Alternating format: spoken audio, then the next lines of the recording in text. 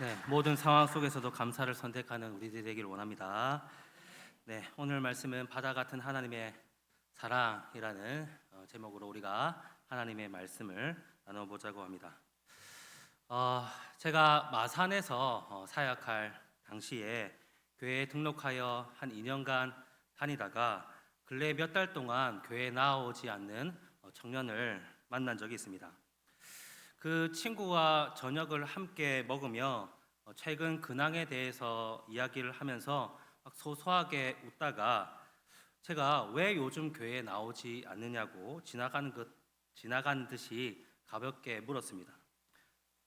그러자 그 친구가 한참을 망설이더니 진지하게 이렇게 저에게 다시 묻는 게 아니겠습니까? 하나님이 저한테 해준 게 없는데 왜 제가 교회를 나가야 되죠? 정말 황당하고 정말 당황스럽기도 한 질문이었지만 그 친구에게 있어서는 정말 중요한 질문이었던 것입니다.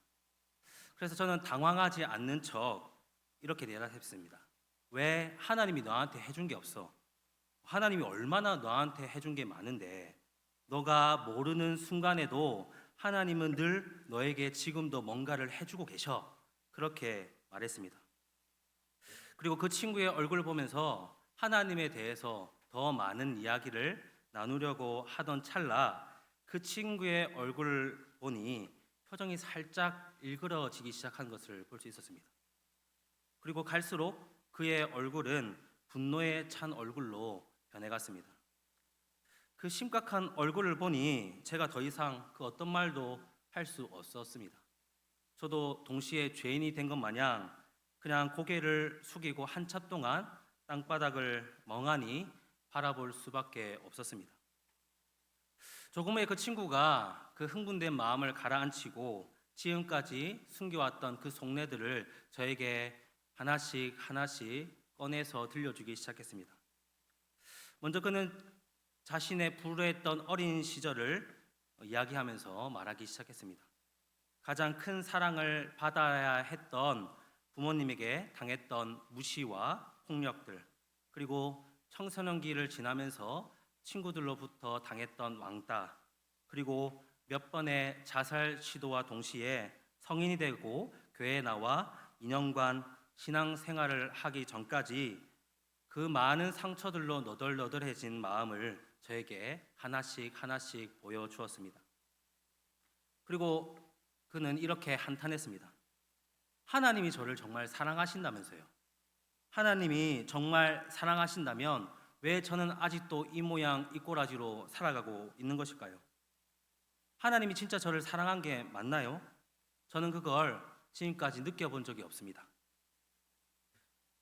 그 친구가 교회를 다니며 내린 결론은 하나님은 다른 사람은 몰라도 나는 사랑하지 않는다라는 결론을 내린 겁니다. 하나님이 정말 나를 사랑하셨다면 내가 이렇게 불행한 삶을 결코 살았지 않았을 것이라는 확신에 찬 이야기였습니다. 그런데 그는 부모님으로부터, 그렇게 친구로부터, 그리고 하나님으로부터 사랑을 경험하지 못함으로써 더욱더 깊은 슬픔과 우울함 속에 빠져 있었습니다. 여러분, 우리가 이런 낙심된 사람들에게 어떻게 하나님의 사랑을 깨닫게 할 수 있을까요? 오늘 말씀, 이 요한일서 4장 8절 말씀을 보면 성경은 분명하게 하나님은 사랑이심이라 그렇게 말씀하고 있습니다. 사도 요한이 전하고 있는 하나님은 사랑이시다라는 이 말은 하나님이 소유하신 여러 가지 성품들 가운데 사랑은 그 중에 한 가지에 불과하다라는 그런 뜻이 아닙니다. 하나님은 사랑이시라라는 이 말씀은 하나님은 사랑 그 자체이다라고 그렇게 말씀하고 있는 겁니다. 조금도 부족함 없는 완전한 그 사랑 자체이신 그분이 바로 하나님이라고 이렇게 소개하고 있는 겁니다. 따라서 우리가 이것을 통해서 성경을 보면 성경에 나타난 그 모든 이적과 기사들 뿐만 아니라 하나님이 말씀하시고 행하시는 그 모든 부분들 중 단 한 부분이라도 하나님의 사랑과 관계되지 않은 것이 없으며 창조부터 구약시대, 신약시대, 그리고 지금 성령시대에 이르기까지 하나님이 역사하시고 행하시는 그 모든 것들에 하나님의 사랑이 나타난다라고 할 수 있는 것입니다. 그런데 참 이상한 것이 그렇게 하나님의 사랑이 지금까지 뚜렷하게 나타남에도 불구하고 성경이 그렇게 이야기함에도 불구하고 여전히 저와 대화를 나누었던 그 청년처럼 우리는 우리 주위를 조금만 둘러보면 이러한 하나님의 사랑을 알지 못하고 하나님을 원망하는 사람들을 쉽게 만날 수 있습니다. 그리고 때로는 정말 신앙생활을 철저하게 잘한다라는 사람들도 정말 이해할 수 없는 고난과 역경들을 경험할 때에 하나님의 사랑에 대하여 의심이 들 때가 있는 것입니다. 여러분, 그럴 때마다 우리가 중요한 것은 그런 상황과 환경을 바라보지 아니하고 그런 상황과 환경을 통해 하나님의 사랑을 느끼려고 하는 것이 아니라 다시 말씀으로 돌아가서 하나님의 사랑을 확신할 수 있어야 하고, 그리고 그것을 기준으로 삼아 하나님의 사랑에 대한 확신을 되찾을 수 있도록 우리가 애써야 한다라는 겁니다. 그렇다면 여러분, 우리가 여러 인생의 고난과 역경 가운데서도 하나님께서 우리를 사랑하신다라는 그 말씀을 흔들림 없이 어떻게 믿고 경험할 수 있겠습니까? 이 질문을 하나님 입장에서 돌이켜서 다시 질문해 본다면, 사랑이신 하나님은 어떤 증거들을 통하여 우리에게 하나님이 사랑이시다라는 사실을 알려주실까 하는 것입니다. 그 질문의 해답이 오늘 본문을 통해 우리가 알 수 있습니다. 그 첫 번째는 무엇이냐면 바로 우리는 예수 그리스도를 통하여 하나님의 사랑을 경험할 수 있다라는 겁니다. 여러분, 9절 말씀을 보겠습니다. 9절 말씀, 우리 9절 말씀 함께 다시 한번 읽도록 하겠습니다. 시작.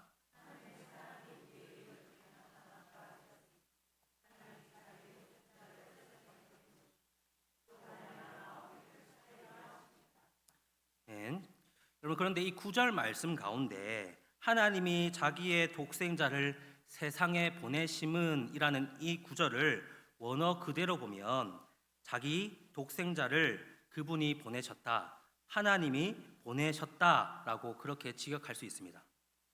그 9절 말씀은 이 사도 요한이 그분이 보내셨다, 하나님이 보내셨다라는 이 보내셨다는 부분을, 이 독생자를 하나님이 보내셨다는 이 부분을 거듭 강조하고 있다는 것을 우리가 볼 수 있는 것입니다.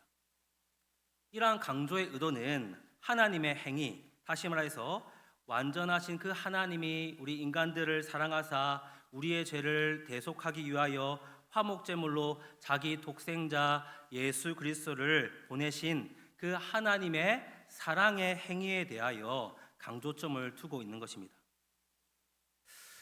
여러분, 우리가 너무나 잘 아는 사실이지만 여러분, 사랑은 말보다 행동을 통하여 확실히 경험될 수 있습니다.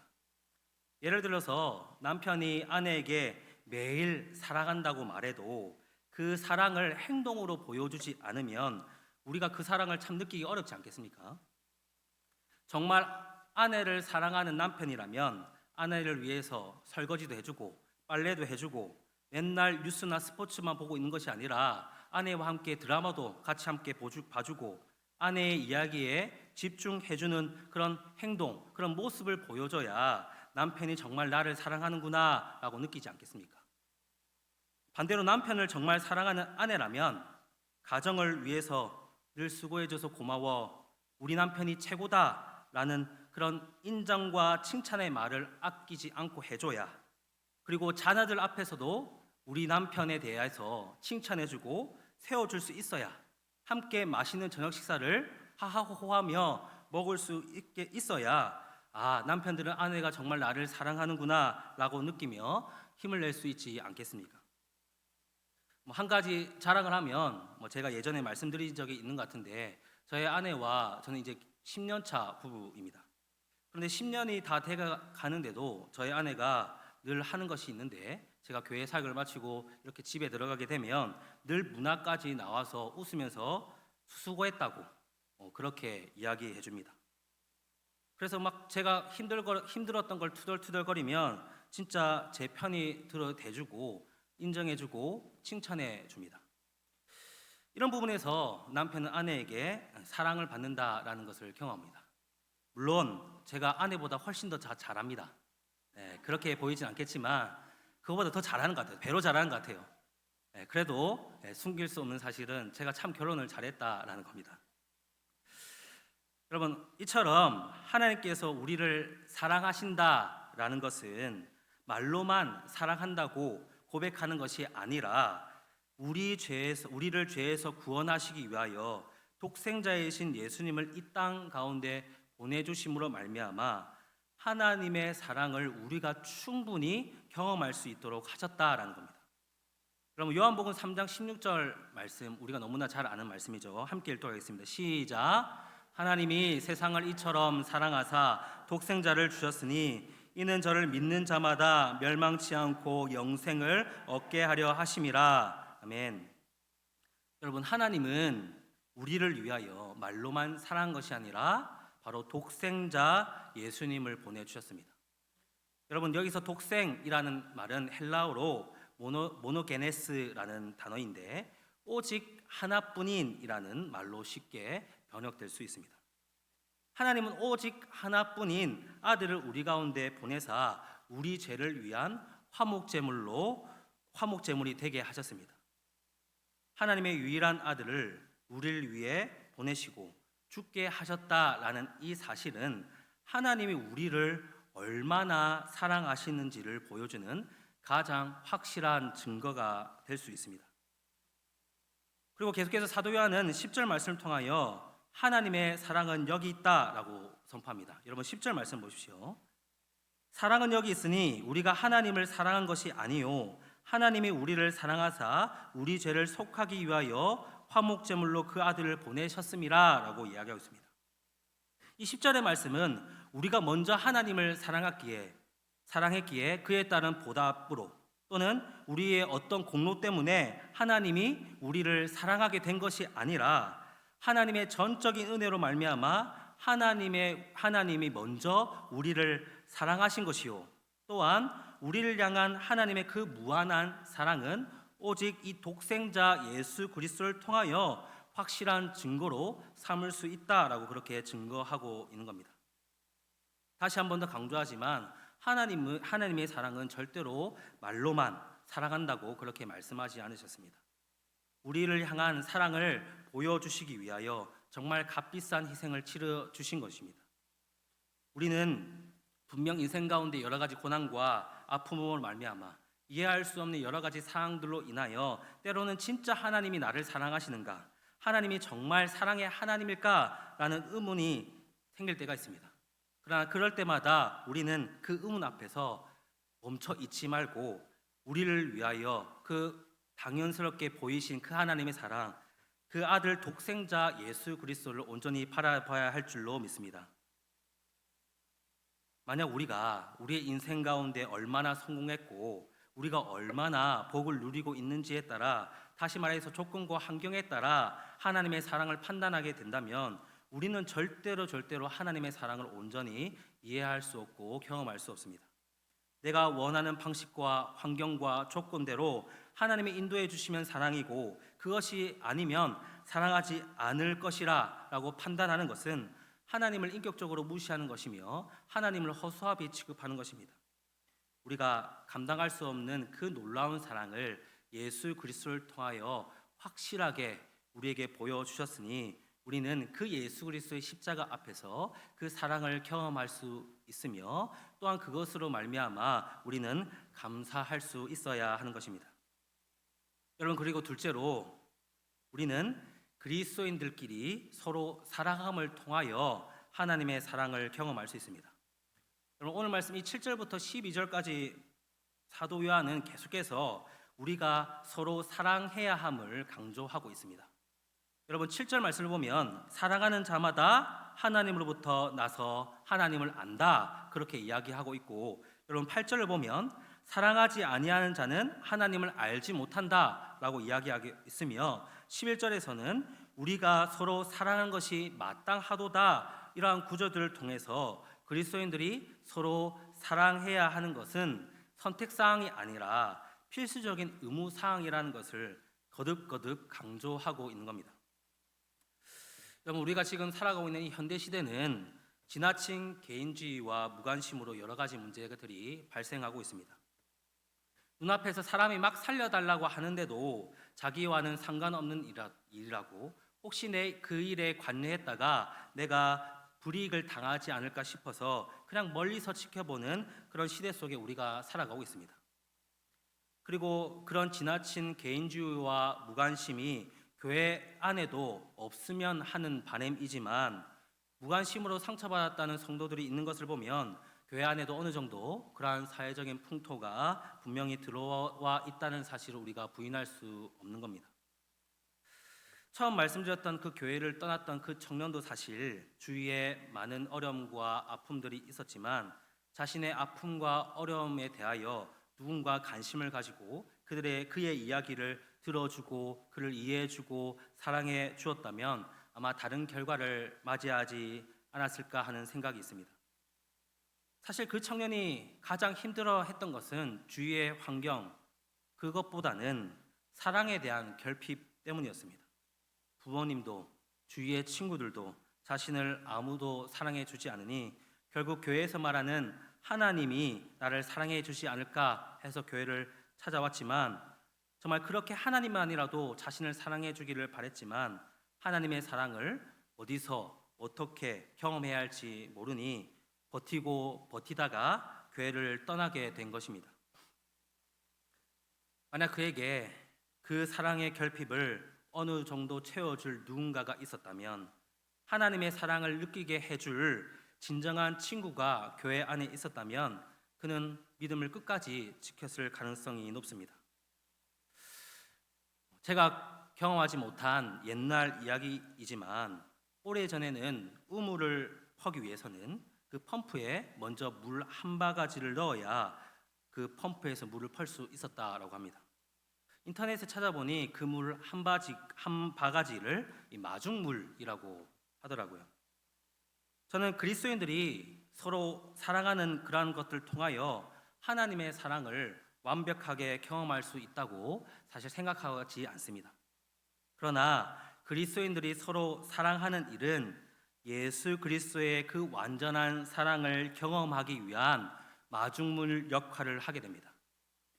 우물에서 얻을 수 있는 그 물에 비하면 이 마중물은 아주 적은 물이지만 그 마중물이 큰 역할을 하듯이, 우리 그리스도인들이 서로 사랑하는 일은 예수님의 사랑에 비하면 너무나 작고 초라한 것일 수 있지만, 우리가 서로 사랑하기를 힘쓰므로 말미암아 그것이 마중물이 되어 예수님의 그 놀라운 사랑, 그 완전한 사랑을 경험할 수 있는 길을 열어줄 것입니다. 여러분, 12절 말씀을 보십시오. 12절 말씀 함께 읽도록 하겠습니다. 시작.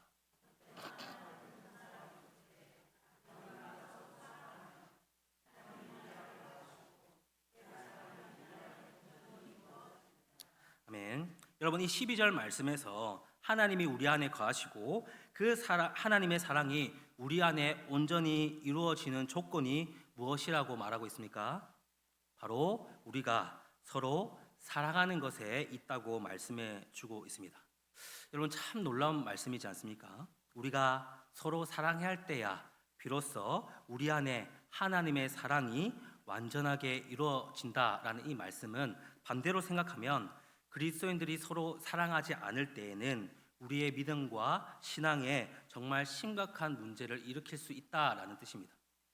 우리가 목숨을 걸고 서로 사랑해야 할 이유는 서로 사랑하지 않으면 하나님을 제대로 알지 못할 뿐만 아니라 하나님은 우리 안에 거하신다는 사실을, 그것에 대한 확신을 가질 수 없으며, 또한 그 하나님의 사랑이 완전히 우리 안에 이루어지지 않기 때문입니다. 요한일서 2장 9절에서 11절까지 말씀에도 그러한 내용이 반복되어 나타나고 있습니다. 여러분, 2장 9절에서 11절까지 말씀 우리 스크린을 보시면서 함께 읽도록 하겠습니다. 시작. 지금까지 어둠에 있는 자요, 그의 형제를 사랑하는 자는 빛 가운데 거하며 자기 속에 거리낌이 없으나 그의 형제를 미워하는 자든 어둠에 있고 또 어둠에 행하며 갈 곳을 알지 못하나니 이는 그 어둠이 그의 눈을 멀게 하였음이라. 아멘. 우리가 서로 사랑하기를 힘쓸 때 우리는 그 하나님의 사랑에 대한 마중물이 되어서 제대로 된 하나님의 사랑을 경험할 수 있도록 한다는 사실, 그 사실에 대해서 우리가 사명을 가지고 우리는 더욱 서로 사랑하기를 힘써야 할 것입니다. 말씀을 마무리하도록 하겠습니다. 사랑하는 성도 여러분, 하나님의 사랑을 매일 경험하기를 원하십니까? 그럼 매일 예수님의 십자가 앞으로 나아가십시오. 그리고 매일 주님께서 허락하신 내 주변의 형제 자매들과 함께 서로 사랑하기를 힘써 보십시오. 우리는 이러한 방법들을 통하여 하나님의 사랑을 온전히 경험할 수 있습니다. 하나님의 사랑을 모른 채 신앙생활을 한다면 그것만큼 불행한 일이 어디 있겠습니까? 하나님은 정말 우리를 너무나 사랑하십니다. 하나님은 사랑이십니다. 우리를 너무나 존귀하게 여기시고 사랑하는 분은 바로 우리 아버지 되시는 하나님이십니다. 그 사랑을 마음껏 누리고 경험하는 우리들이 되기를 소망합니다. 우리 함께 말씀을 기억하면서